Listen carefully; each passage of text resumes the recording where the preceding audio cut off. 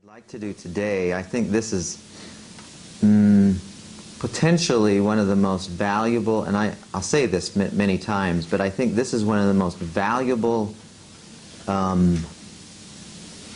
understandings that we can arrive at. If you can get this, you'll make an enormous leap toward stress prevention, okay?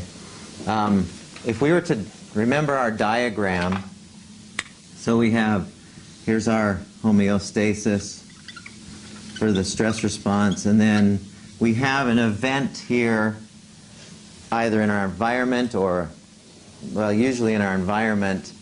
And what did we call this event? So we have the fight or flight response here. What did we call this right here, this event? Yeah, we have the event, and we turn it into a perceived threat. We have the perception that we're in danger, right? The uh-oh thought. So what we're going to play with today, Thursday, and next week,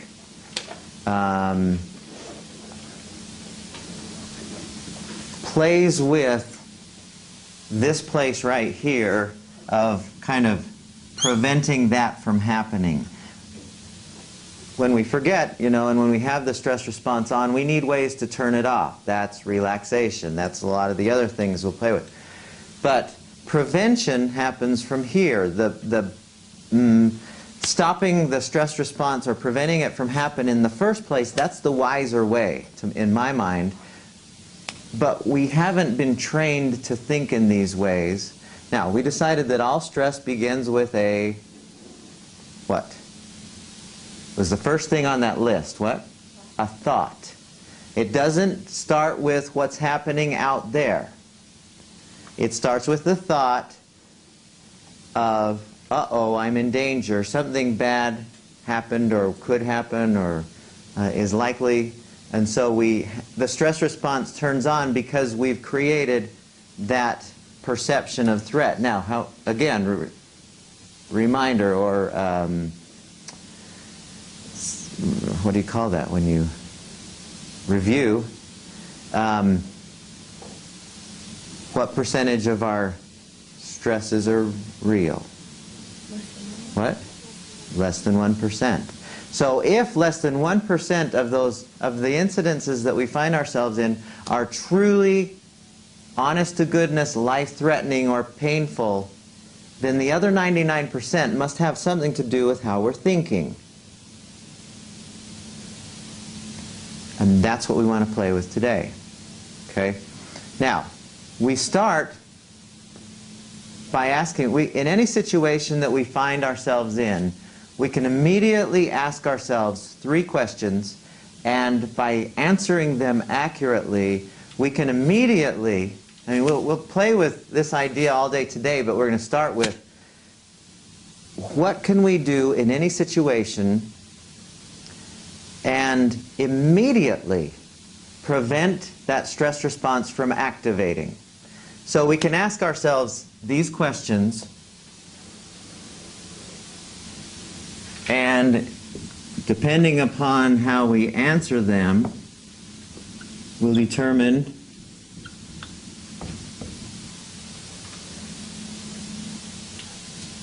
whether the stress response activates. So the first thing we can ask ourselves in any situation, doesn't matter what it is, we can ask ourselves, am I in danger here?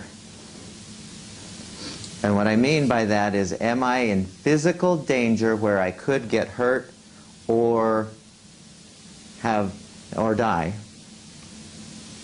And what is the answer to that? No. 99.9% of the time, we're not in danger. If you say that to yourself, and you have to consciously talk to yourself and say, oh, I guess I'm not in danger. Your body listens and goes, oh, okay, I guess I don't have to turn on any juices to try to get out of here. You're taking a test. Am I in danger? Of course not. Okay? Second question is, can I handle this? Bless you. Can I handle this without dying or having physical pain? Now, what do you think is the right answer to that question? Most of the time. How do you know? Where is a place that you can immediately look to tell if you can handle this? Just think logically. Let's say you're in a test situation. Let's go to the test again. So you're taking a really important test. And you notice yourself starting to get, anxious or nervous or whatever. And you say to yourself, am I in danger? Well, I guess not. Can I handle this?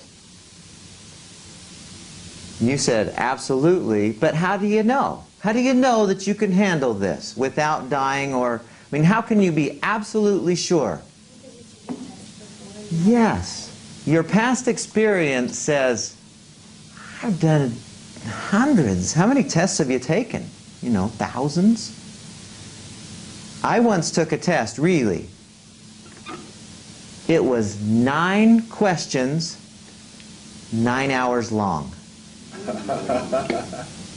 Seriously. We had 1 hour to do each question.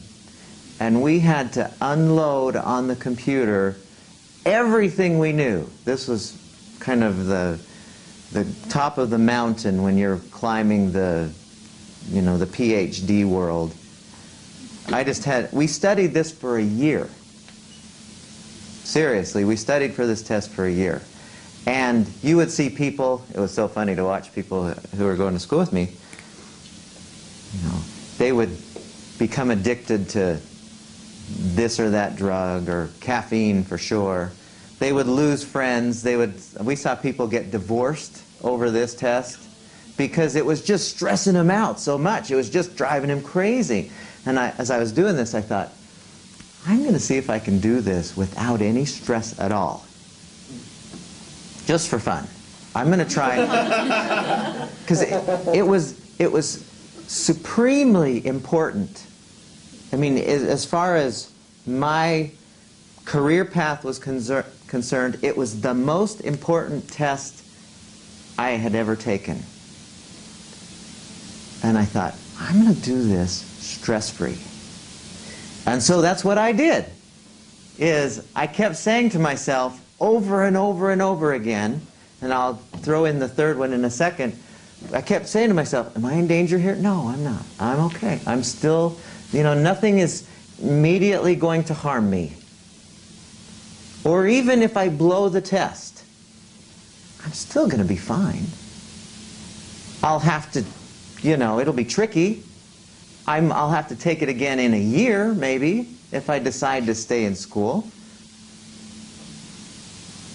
But I thought to myself over and over again, how many tests have I taken? And some of them have been really important, graduate tests to get into the next level, graduate or tests just to pass junior high school and getting through college class. We've taken thousands of tests, and I have yet to see anyone die while they're taking the test or soon thereafter when they get the results. Now, they might deliberately, shoot themselves, but that's a different deal than there's a threat coming at them. Does that make sense for everyone? You're scared to death to ask somebody out on a date. Oh, jeez. I was always just scared to death to ask people out. And I would remember that back when we had the phones, the real phones, not the cell phones, and the ones that were connected to something. And I would just, I'd be so afraid. And then I would say to myself, I've asked people out before. Why would this be any different? I haven't died yet, so why would this be any different? Okay, I'm safe. And as soon as you say that to yourself, as soon as your system hears, okay, I'm safe, then it'll go, oh, okay, well, let's get on with this then, without the attendant introduction of the stress response. Does that make sense for everyone? But we have to accurately ask ourselves these questions. The third question that we can ask ourselves, which is the heart of the rest of this class, at least half of it, and the mind-body wellness class, it's 2/3 of that class. Can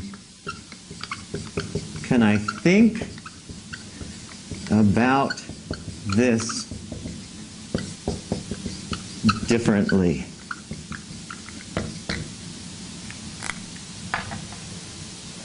Can I think about this differently?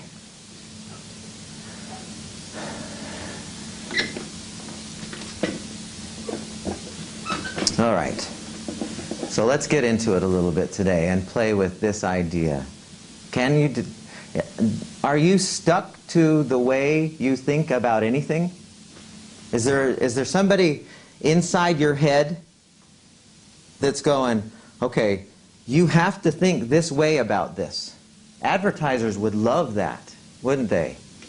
Oh, if I present to them this new car, they'll have no choice but to go buy it.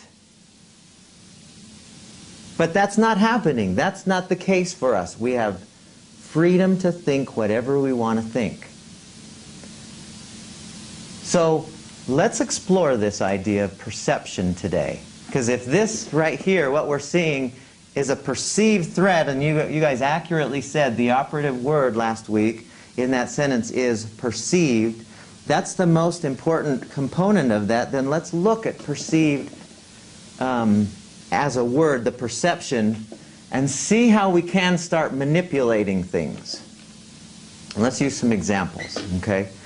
And as I'm doing this, just kind of think to yourself about your own situations and think, yeah, I guess I could think differently about this. So let's just use a few, and we could throw out there anything that any of us encounter, and it would be the exact same process we would do. So let's say that you're driving, and I'll bet this has happened for a few of you. You're driving on the road, and in your rearview mirror, you look in your rearview mirror and you notice that there's a police car. Ooh, that's a pretty sound. That's not the police car sound. That was the nice police car sound. Wouldn't that be a good sound? Okay. So you have the other one where it's going, or the sound of the that you normally hear. So put yourself in that situation. Okay, everyone there, you're driving, you look in your rearview mirror, and you see that the cops' lights are going, sirens going. What is your first thought usually? What's your conditioned thought? What did I do? Okay, you might think that, but before that, you'll probably think what? Ah, God, or crap, or something. Some thought will happen in your head that sounds like uh-oh, right? And why do we have that thought? What is the thought based on? Of, and what, when we get pulled over, or we see somebody else get pulled over, what does that mean? Trouble. You get tickets and fines. And when you get tickets and fines, we have determined that that hurts, right? It doesn't really hurt, but we've decided it hurts nonetheless. There's nothing painful about giving money to somebody physically. We hate it, and emotionally, psychologically, drives us crazy, but we're still not in physical danger when the cop's behind us. They're actually one of the safest places we can be. So the cop pulls us over. Okay? Now, I'm not saying is it likely, but is it possible when that cop pulls up behind you and his lights are going, for you to not have that oh, crap or whatever feeling, that thought that results in the feeling of ticked off or whatever? Is it possible? Yes. Some of us don't think so, I think. What else? Okay, so let's go with this. So the cop shows up, and his lights are going, and immediately you start going, oh man, what did I do? What other ways of thinking, what other things could you say to yourself when he is behind you that is different than, oh, this is going to hurt?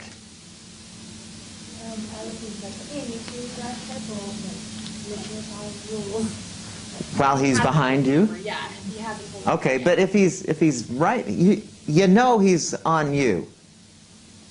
That you're the one you're dead meat, essentially. What could you say different than life's over? Well, I've actually had this happen a couple times, and a lot of times I know I didn't do anything wrong. I'm like, oh, maybe I've got a tail light out. Just pull over, he comes up, and what's wrong, officer? Because you know you weren't doing anything wrong. He goes, oh, we have a license plate light out. Okay. I'll go Okay. fix. Thanks for letting me know. So your thought, instead of, oh crap, could be, what a nice guy. He's just watching out for my safety, and he's here to help me make sure that I get everything so that it's a safe place. Okay? Now I know that sounds dumb. But you can really do that. You can. Yeah. What's another thing that you could think? Beautiful. And he's pretty nice looking. And so I'm gonna make an acquaintance here that who knows what can happen. I mean, who knows. But at least I get to make it. What an opportunity for me to expand my relationships, my circle of influence. Okay, there's a different thing. Now, as dumb as that sounds, is that going to initiate the stress response? No. Okay, what other things could you think? How many of you have, what did you say? What cute lights these got going. They just, they have a... It's a party behind Dance party. It's the party bus. Now, we laugh, but no stress response is going to happen when you have that thought. Now, sure, you may end up still having to pay some money to somebody who doesn't need your money more than you do, but you still... Do you know what I mean? You don't have to have... How many times has this happened for you where you're driving along and you see him right behind you? Happens on Harrison all the time, where he's right behind you, and then you pull over and he zooms on by. Isn't that the greatest?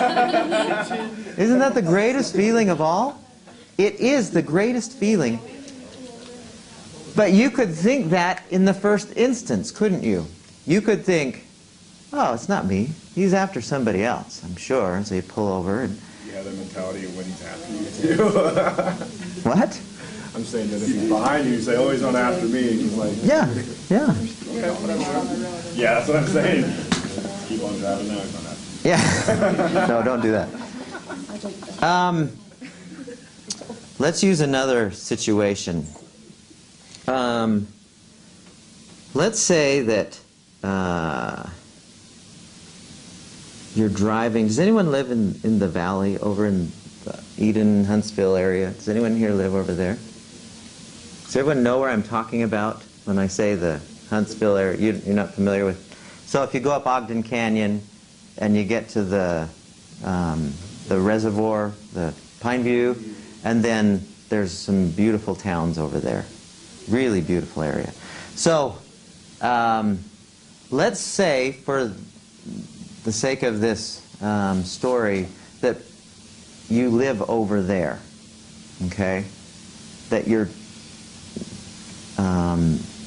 let's say you live in Huntsville, and you're coming through Ogden Canyon. There's really no other way. I mean, you could go up through the North Ogden Divide, but that would take a really long time.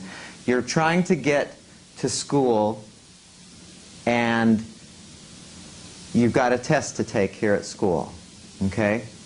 And if you're late for the test, you don't get to take it, and there's no makeup or anything. Well, he hasn't said that that's the case, but you have to be on time, okay? So you're driving through Ogden Canyon. Has anyone in here not driven through Ogden Canyon? Okay, it's a single lane. I mean, it's like one lane, the other lane, and there's nowhere through the whole thing that you can possibly pass somebody. It's like bold lane, and because it's too many curves, and if you try to pass somebody, except for a couple places, it's really dangerous. Somebody could be coming up the other way, and you're dead if you do. So anyway, you're driving down the canyon, okay? You only have enough time. You've figured out your time so that if you go at a certain speed, you'll make it to the test right on time. As you're driving, a really old guy in a really old big Cadillac pulls out in front of you. Okay? And he's driving the same direction as you, but he's not in a hurry at all. He probably hasn't been in a hurry for years. And he's driving down. You've seen this guy. He's everywhere. His little head's just sticking over the steering wheel. And he's driving, and suddenly he's in front of you, okay? And there ain't no way you're getting around him because it's too dangerous driving down there. What's the conditioned response that we would have as that happens? And I'm not saying natural, it's conditioned. We've learned this response. What? Okay, you might start, but he can't hear you because he's old. So he's probably got his stereo on some classical channel, and he's listening, and he's going at his own pace. So there's no way he can hear you. So what other natural, or not natural, conditioned responses do we usually both think and do in that instance? So you're right on his tail, and he doesn't know because he can't see the rearview mirror. So there's no way he can tell that you're behind him. Okay?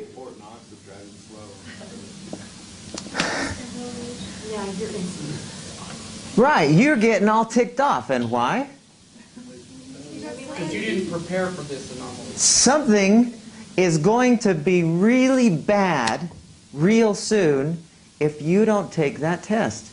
And all the while you're thinking about it, you're getting more and more, you're grabbing the steering wheel, and you're just about ready to have a myocardial infarction because you're so going to blow this test and the class as a result. So you'll have to take, say it's math over again, and you don't want to because you hate math anyway. You know, it's coming to a blow, okay? Now, is it possible, I'm not saying it's likely, is it possible to think of that in a different way than the conditioned way of, this is so bad, and you're riding him, and all the way down the canyon, it's about 7 miles or so, isn't it, to get from one end to the other, and you're just, by the time you get to Harrison, you're just flying up the hill, and you can barely think of anything, and whatever you had to remember is gone. Because you're still ticked off at that guy. If you have the chance to take the... Okay, so let's say you're behind him again.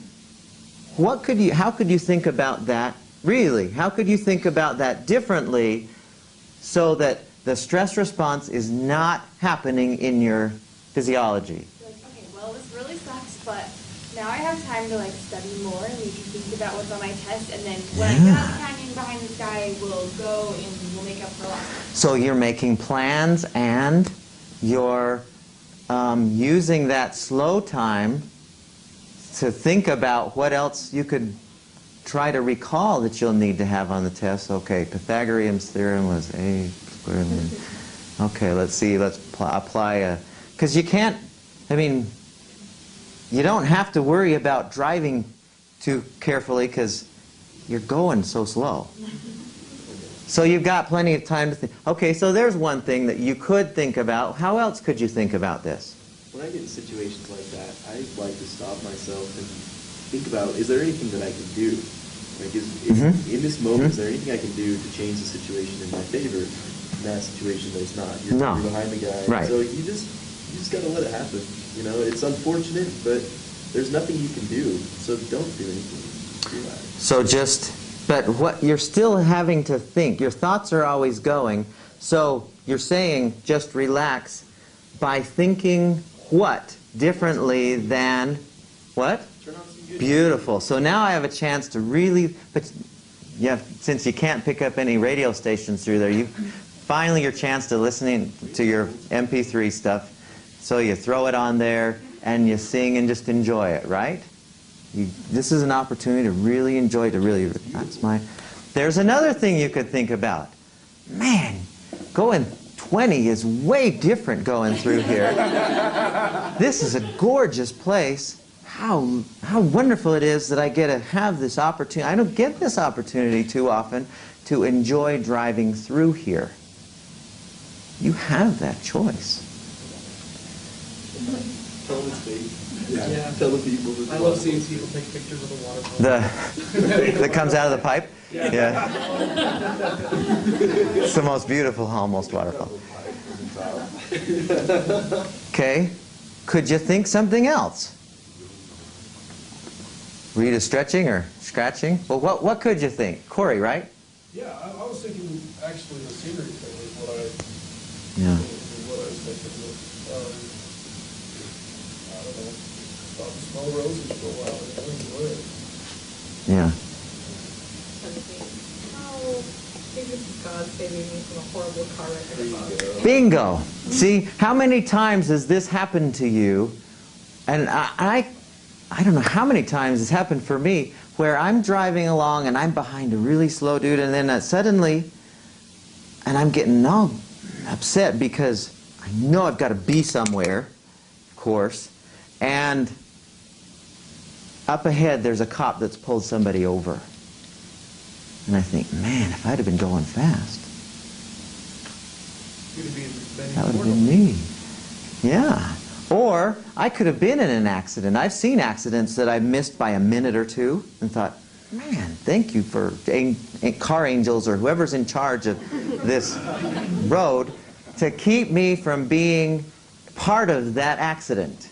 Absolutely. Now you're just making it up. But here's the thing that I know to be true. Because we say, well, you're just making stuff up. Well, let's go through the worst possible scenario let's go through likely and then worst possible scenario. Let's say you miss the test, or maybe you're late for work. Same deal. What's the worst likely outcome that you'll have to encounter as a result of being late for the test? What's the very worst? You get to go home and relax and spend that 2 hours figuring out what else to do. That's not so bad. But is there anything possibly worse that could happen? Okay, you might fail. Is that likely? How many professors have you been late for who they say, well, too bad, you lump it and you're too bad. I saw hands. What's the likely thing that you'll have to deal with there? Yeah, you'll have to make it up somehow. Most teachers are reasonable, I think. Yeah, you might have to do something. You got yourself, by not planning for the old guy, you got yourself into a situation that you might have to work around the natural consequences of being late. And is that going to kill you? I have yet to see that happen. Now, here's the thing, is we make up these worst possible outcomes. We make it, oh man, the worst thing that can happen is I'm going to fail the class and and I'll probably not get the job I want, and so we won't be able to support my family, and then, man, and then I'll probably be on the streets, and we go through that whole thing we're making that up entirely. 100% of that we're making up. We don't know while we're driving if that's going to be the outcome that we'll encounter. We don't know for sure, but we make it up to be that way. We put the worst possible scenario in our heads, and then our body, that's what it hears, and so it's, oh my gosh, full time. Corey? I learned this like years ago. I don't always adhere to it and follow it real well. I find myself getting caught up, in what you're describing, but the truth is rarely in the appearance of things. Very rarely. Very, very rarely. As far as the truth of a future event, especially when you're thinking of a future event and creating the likely outcome. Rarely. I mean, what's the number one social fear in this country? Public speaking. People are more afraid. There's been surveys that have shown that people are more afraid of standing in front of a group of people and talking. I think singing is more, the public singing would scare me worse. But people are more afraid of public speaking than dying. On some surveys I've seen, I'd rather die than have to get up in front of a group of people. Now, when you're thinking of being in front of a group of people, what are you making up about that group of people that makes it so it's fearful? They're going to hate me if I don't do this right. Yeah, you're making up all kinds of things about their judgments about you. You have no way of knowing, first of all.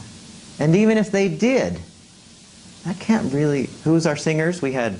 Oh, I didn't sing. You came up, and who was the other who... That's right. You two came up, and we had you guys think all kinds of mean things about them.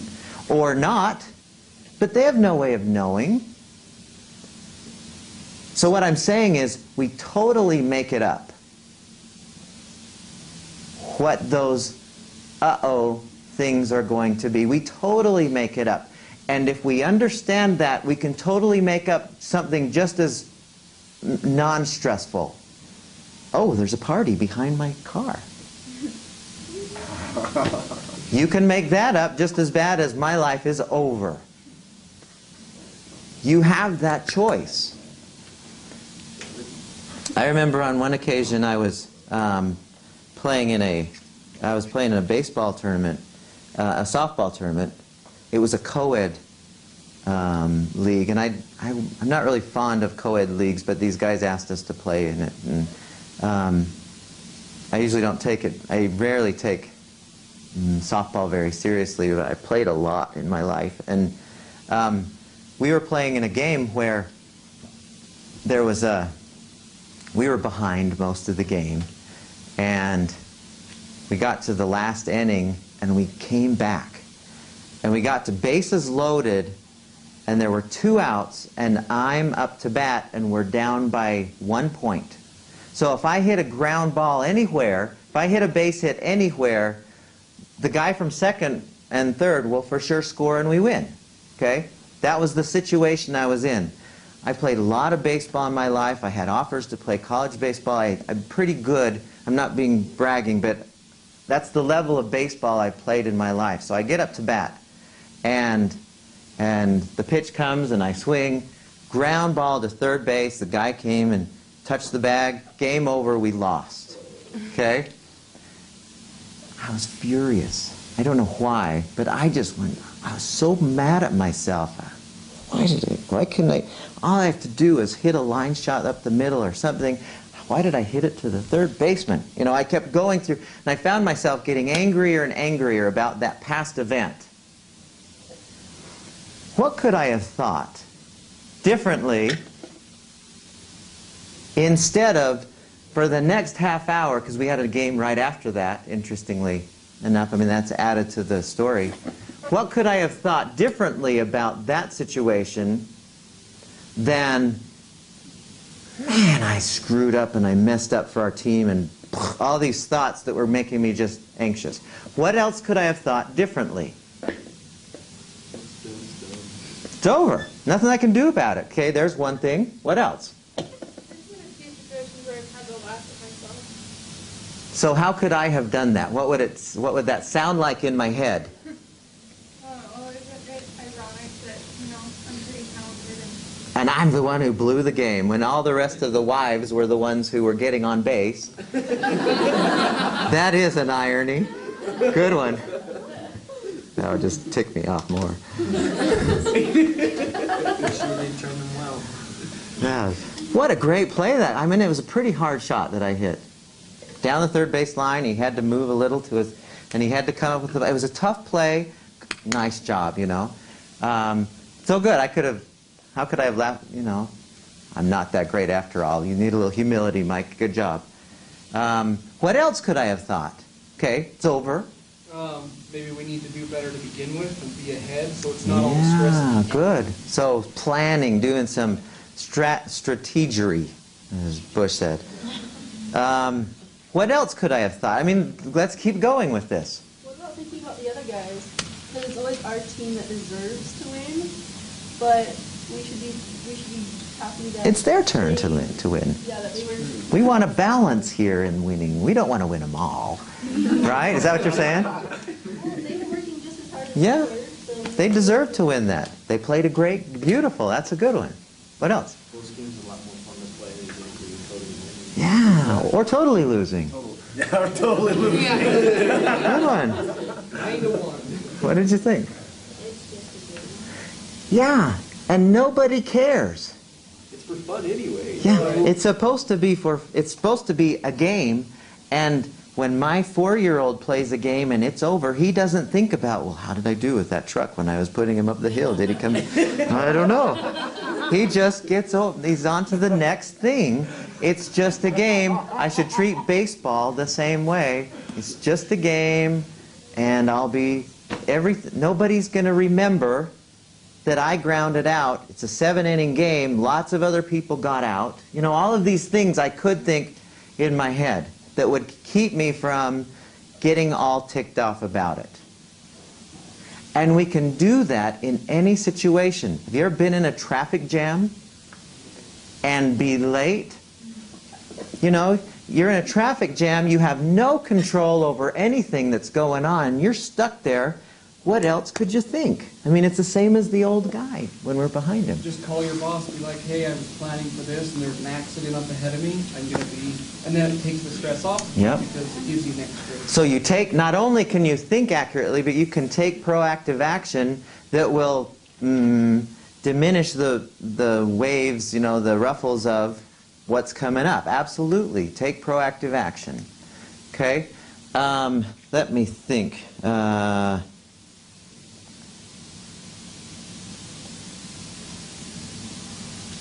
So let me ask you guys this. In situations that you've been in recently, well, somebody give me a stressful situation and let's help each other out with how could we have thought of that one a little differently. Anyone? Had something that happened?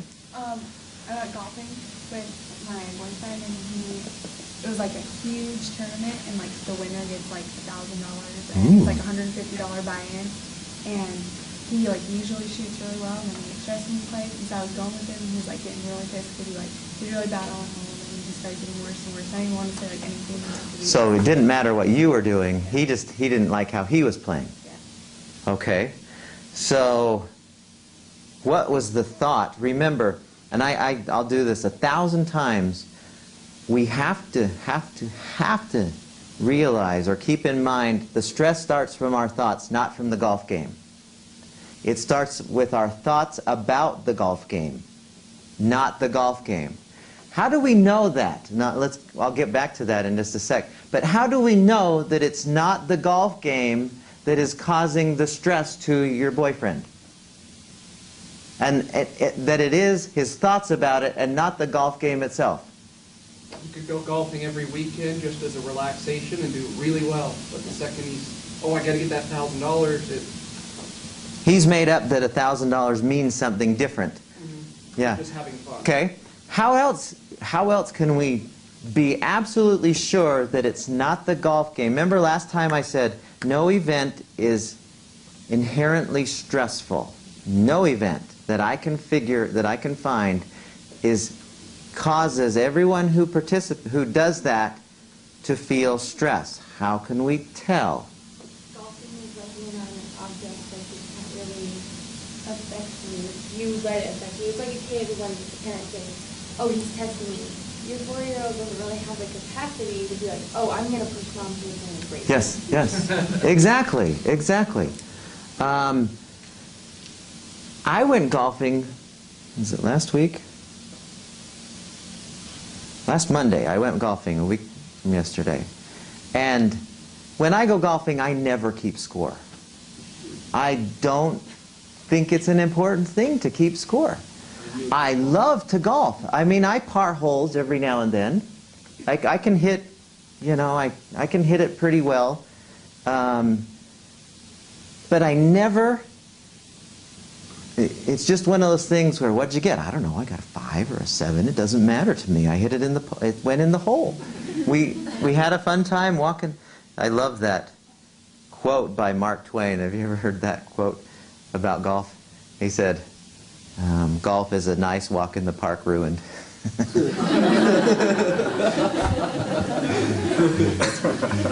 So, then the reason, what's your name?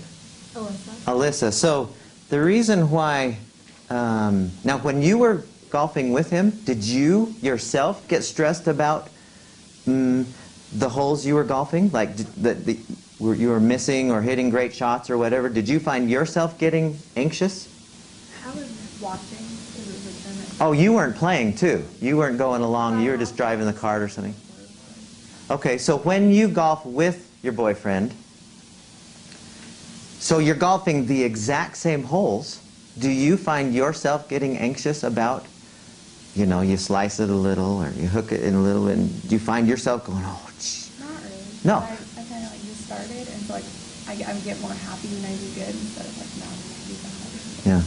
See, and that tells me it's not the fairway, it's not the tee shot, it's not the putting it in the hole, it's our thoughts about it that are creating the anger that he's having. Because there might be other people who can do the exact same thing and have nothing go on.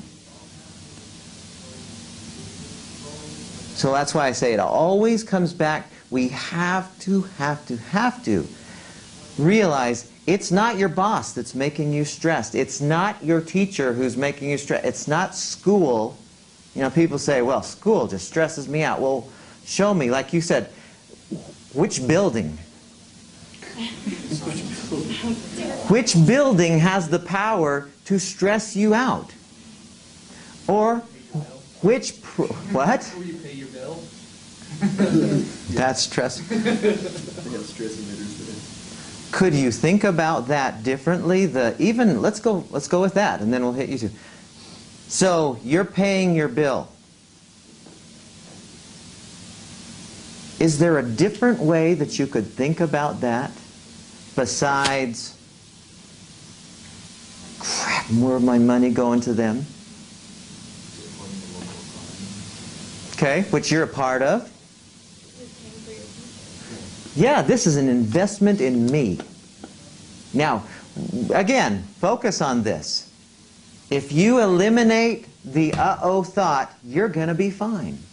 Now, you'll still have to pay money and you'll still have to do all the stuff, but I'm thinking in terms of the stress response not happening for you, you have to eliminate the threat, the perception of the threat. And as soon as you eliminate that, you can do everything you do peacefully. You'll still have to do it, but the thing that I have found is you'll do it better. You'll do it and people will like you. You know, I hate driving in cars when people are so anxious about drivers. Every state I've lived in, that state has the worst drivers, or according to people who I'm driving with. Man, Illinois drivers are the worst drivers in the world. California drivers are the worst drivers. And I never see those guys. those worst drivers. Everyone's just the same. I don't make up in my head that these guys are terrible drivers. I just let it pass. I realize people drive how they do. Go ahead. To your point, but when the separation has been inherently stressful as divorce, there's no matter how you look at it, there's always bad. Okay, let me ask you this. I'm not saying it's not a big deal. I'm not saying it's not important.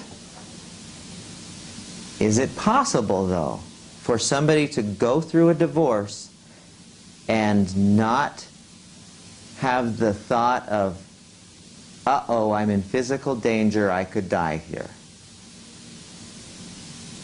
I'm not saying it's not a big deal for everyone involved. Absolutely it is. And I know people who, through the divorce and afterwards, are happier. You know, that things are better. And I'm not saying one is better than the other. You know, if you need to be all emotional about it, then that doesn't make you any worse than the person who goes through it happily. What I'm saying is you do have a choice about how you think about every situation. As bad as it might seem, you still have a choice, and you can think about it differently if you want to. I mean, really, I've worked with a lot of people over the years, and there's been people who have been in divorces who tell me the whole way through they were so grateful. They were so thankful. They were so happy that that was not, that he or she was no longer in the picture. And it was better for the kids now that the situation was different. I mean, it's entirely how we interpret it. Corey? I was just going to say, I don't know if it's going to go a little deeper maybe than what you want the discussion to go, but it looks to me like a key ingredient is we've been conditioned to place blame on things outside of us. And so, like, the old guy in the car, we're blaming him for being late, when actually if we left 20 minutes earlier, we'd have a better chance of being on time. Yeah. Or the golf swing, you know, it's my club, I have a problem with, you know, blaming it on my club or the fairway or whatever. Well, if you would go to the driving range, a little more time in your form, maybe you'd have better results. And it comes back to us, it's taking responsibility for those thoughts. And on Thursday, we will explore that very thing on a much deeper level. Because, yes, until we understand that all of our emotions, see, this is how this is set up. Consider any emotion you've had recently that you would term as a bad emotion or a painful or a yucky emotion.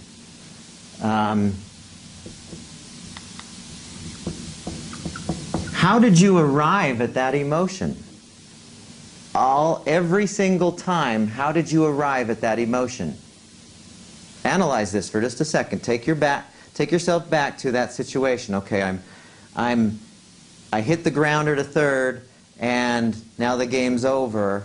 And so now the emotion I have is anger. What was it that always preceded the anger? Well, there was an event, but there's something that followed the event. What? A thought. A choice, yes. We have a thought, and that initiates the emotion. It's never the other way. And what Corey's saying is, we've said, society says the event causes the emotion. Right? That's what you're saying. And it's never that way. How can we be so sure of that? The coffee that lady smooth McDonald's over didn't naturally fall into her lap. She just didn't hold on to it. So, okay, fill me in on this, because I'm not... She didn't hold it because it's a hot coffee, and it fell into her lap, and then she goes, oh, it's McDonald's fault. The coffee was hot. So she blamed something else when it was actually... Did she get burned? Oh, yeah. Yeah, she won. She asked for it to be reheated 3 times, and then she stuck it right in the middle of her lap, and then she was driving and spilled, and it Burned her. seared, totally fused. Well, see, in that situation, you have a physical pain going on there, but her thoughts about how bad McDonald's is, I don't disagree, is based on her thoughts about it, how she's interpreting. See, this is our interpretations.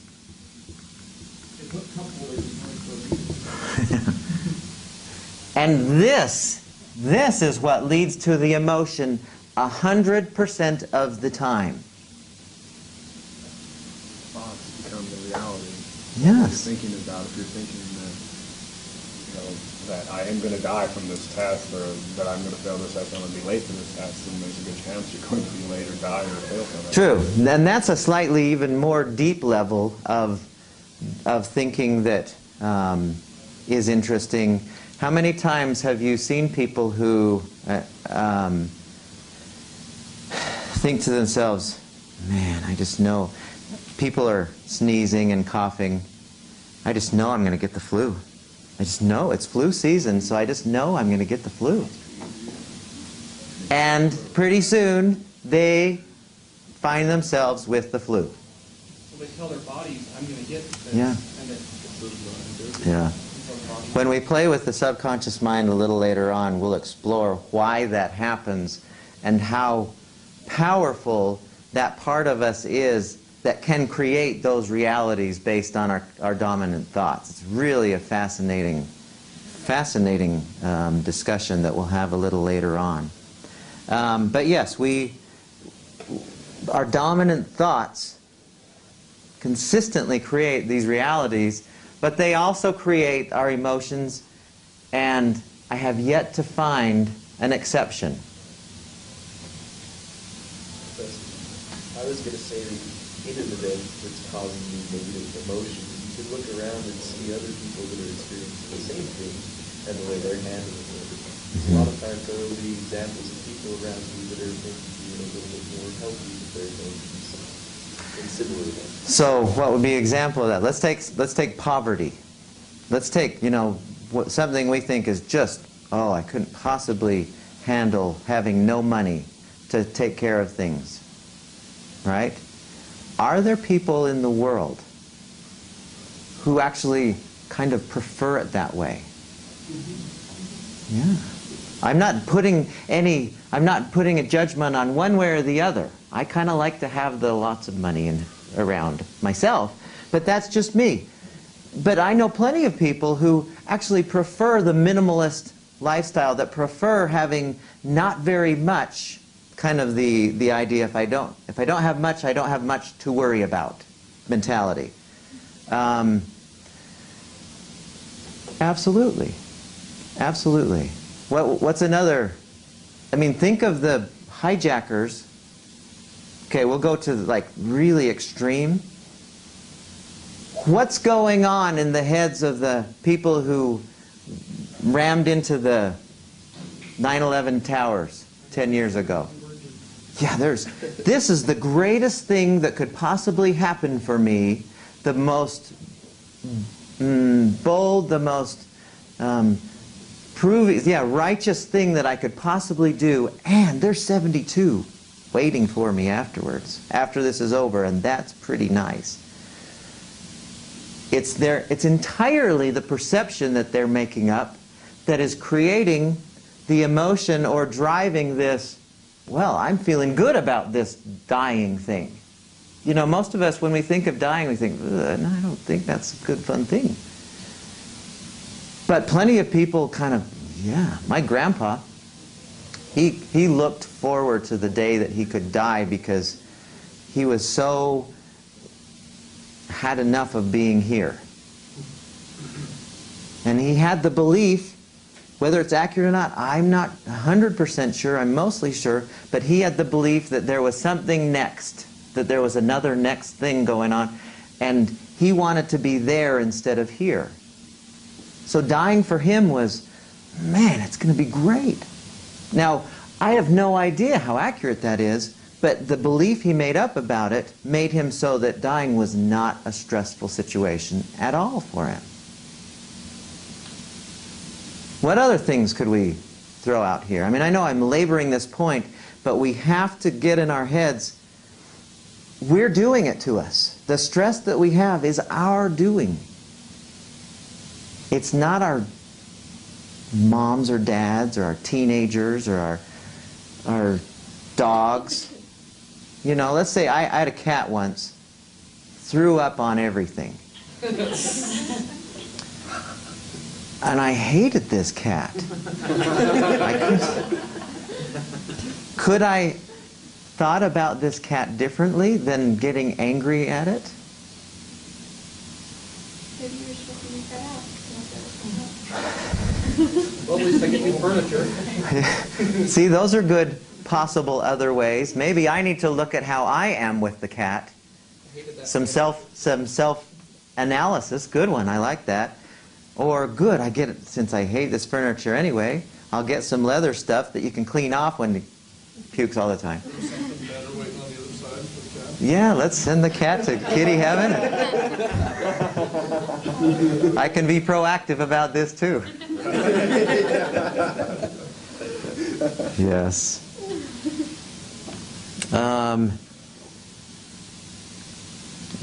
Can anyone think of any other situation? We use the golf one. Important paperwork. When you send it, they expect it to be delivered, it doesn't happen. Give an example. What do you mean by that? Could be So I took a pleb test and told them to send the paperwork to the college I was attending at the time so they could put it on my transcript so I could transfer up here. Well, I didn't get my associate's degree because they lost the paperwork. And so I come up here to try to register for classes and I can't because they don't have any records of it. So I'm on the phone calling, trying to figure things out. Bonkers. Okay. You chose to drive yourself bonkers. Remember what we're saying here is, okay, well, let's think about how we could have thought that differently. But what we're trying to move ourselves into is the thing didn't drive him bonkers. That's this. It was his interpretation of it that he had a choice about that made him be bonkers. I know nobody, outside of this class, people will still say, well, that teacher she just ticked me off. And okay, you know what they're saying, but really, you did it to yourself. So, how could you have thought about this differently such that bonker making didn't happen? You could say like you have a lot of students, so there's a lot of paperwork that they have to go through. Yeah. So it might be easy for them to misplace. Okay, no threat there. That's a good thought. Lots of people have the same name. What's your name? I never heard of that name before. Michael Smith. That is an unusual one. So, okay, what else could Michael Smith have thought in this situation? Forward, rather than dwelling on what has happened, I'm going to think you go forward. Yes. I get to enjoy these classes. Wait. There you go. I might get to have this opportunity to expand my knowledge or solidify, crystallize what I've already learned even more clearly. That's just as unlikely as bad things are going to happen. Sounds like it got worked out. No, It's still not worked out. I still don't have the degree. I just managed to wiggle my way through classes. So you still managed to work things out. Not dead. No physical pain.